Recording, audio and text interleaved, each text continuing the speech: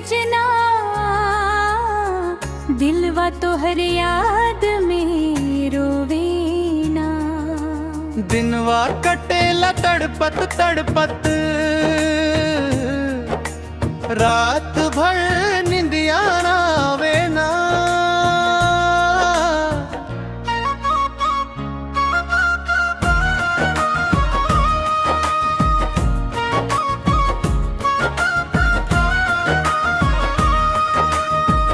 तोहरे बिना सोना लागे दुनिया, जियारा में उठे बर्द के लहरिया।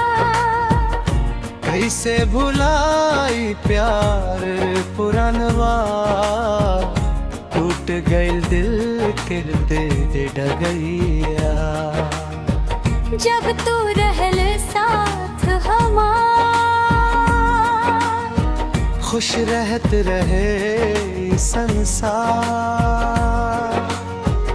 अब तहर खुशी लागे अधूरी, टूट गइल सपना हजार। बरसत रहे अखिया के पानी, याद आवे ऊ पुरान कहानी। हंसी तो हर आजो सुनाई देवे, बाकी सुनी लागे जवानी। अखियाँ तोहरे राह तके सजना, दिलवा तोहर याद में रोवे ना। दिनवा कटेला तड़पत तड़पत, रात भर निंदिया ना ना।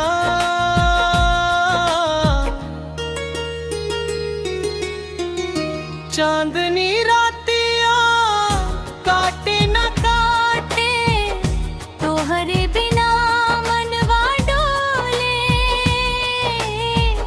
सुना पड़ल अंगना दुवरिया, दिलवा हरदम तोहरा बोले। फूलवा भी अब मुरझाए लागे, सावन में भी आगे बरसे।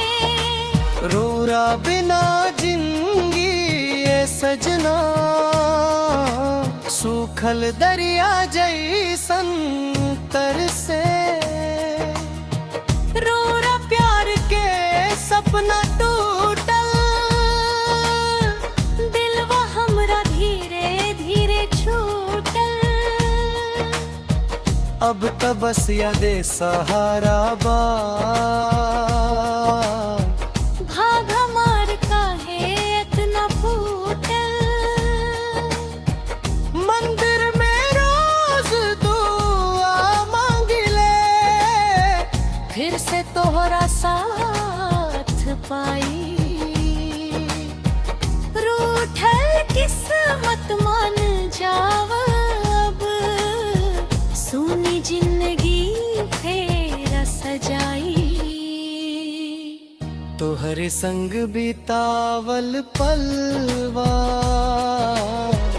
आजो दिल में जिंदाबाद।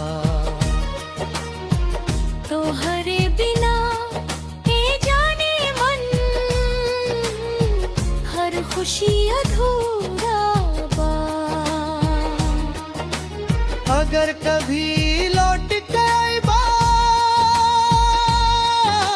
दिलवा फिर से मुस्काई।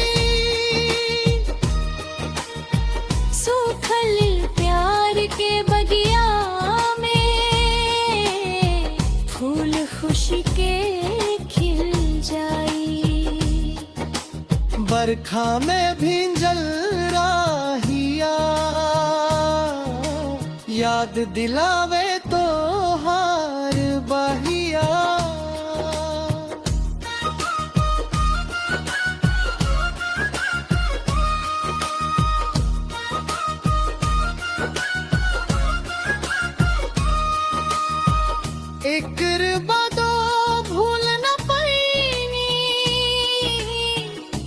रौरा प्यार के मीठ बतिया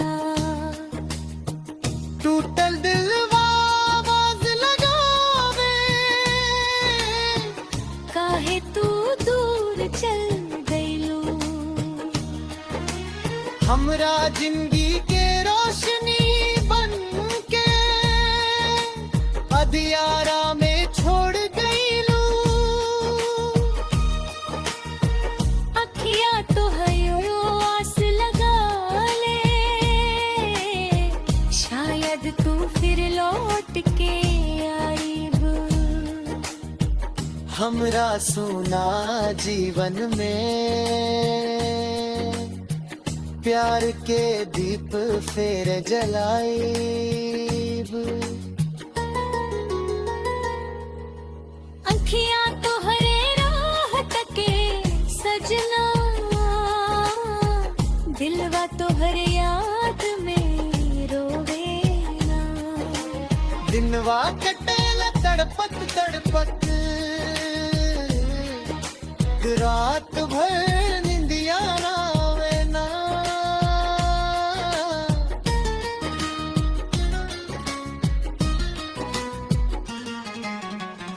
तो हरे बिना जीना लागे